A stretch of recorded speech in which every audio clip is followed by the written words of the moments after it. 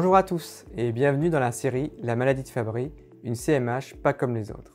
Cette série est un ensemble de vidéos tutoriels sur le diagnostic de la maladie de Fabry.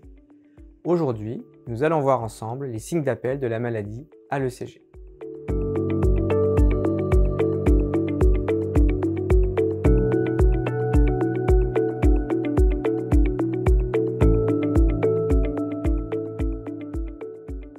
L'atteinte électrique dans la maladie de Fabry est au premier plan.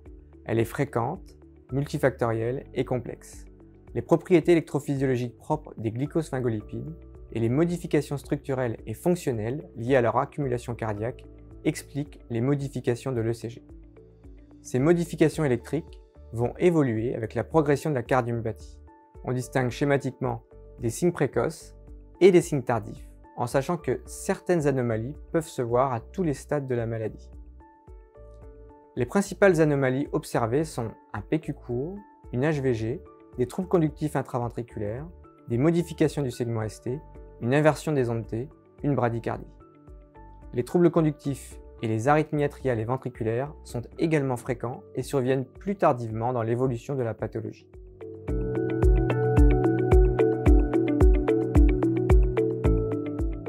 Les raccourcissements de l'intervalle PQ et de la durée de l'onde P, en présence d'une hypertrophie ventriculaire gauche, constituent les principaux signes d'appel de la maladie de Fabry.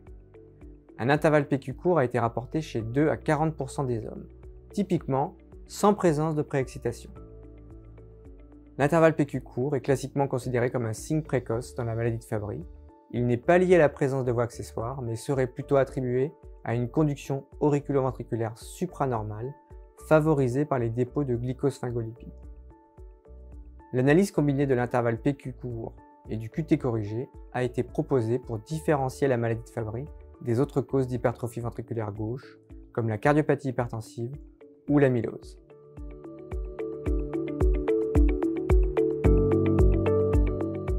Avec l'évolution de la cardiomyopathie, en plus des signes d'hypertrophie ventriculaire gauche, on assiste à l'allongement progressif de l'intervalle PQ et à l'élargissement des QRS. Les blocs de branches sont fréquents, surtout chez les hommes. Leur prévalence augmente avec l'âge. Le bloc de branche droit semble plus fréquent que le bloc de branche gauche. Les anomalies de la repolarisation, incluant les modifications du segment ST à type de sus ou sous-décalage et l'inversion de l'onde T, sont des marqueurs d'HVG et de fibrose.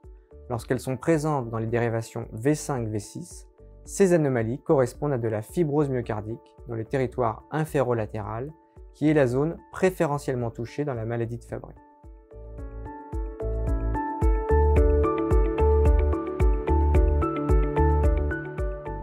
Comme cité au début de cette vidéo, une bradycardie peut être aussi observée dans la maladie de Fabry. Une bradycardie de repos, une insuffisance chronotrope à l'effort et une dysfonction sinusale sont fréquentes. Des troubles conductifs de haut grade survenant prématurément sont également des signes d'appel pour une maladie de Fabry. Le recours à une stimulation cardiaque définitive pour des blocs auriculo-ventriculaires de haut degré ou une bradyarrhythmie est 25 fois plus fréquent dans la population Fabry que dans la population générale. Les mécanismes des troubles conductifs sont intriqués et associent entre autres des anomalies du système nerveux autonome et une dégénérescence précoce des voies de conduction.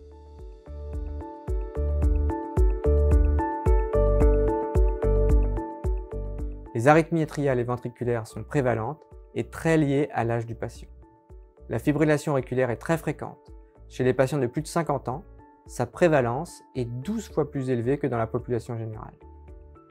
Elle est favorisée par la dilatation de l'oreillette gauche, liée à la dysfonction diastolique, et par l'infiltration du myocarde atrial par les glycosphalingolipides.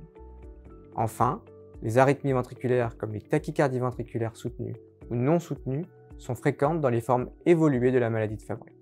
Jusqu'à 30% des patients appareillés d'un holter implantable vont présenter ce type d'arythmie ventriculaire. La prévalence des TV soutenus approcherait les 15%.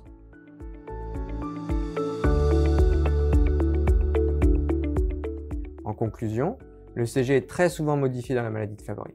En plus des signes liés à l'hypertrophie ventriculaire gauche, un intervalle PQ court, une bradycardie et les troubles conductifs sont des signes d'appel qui doivent faire rechercher une maladie de Fabry.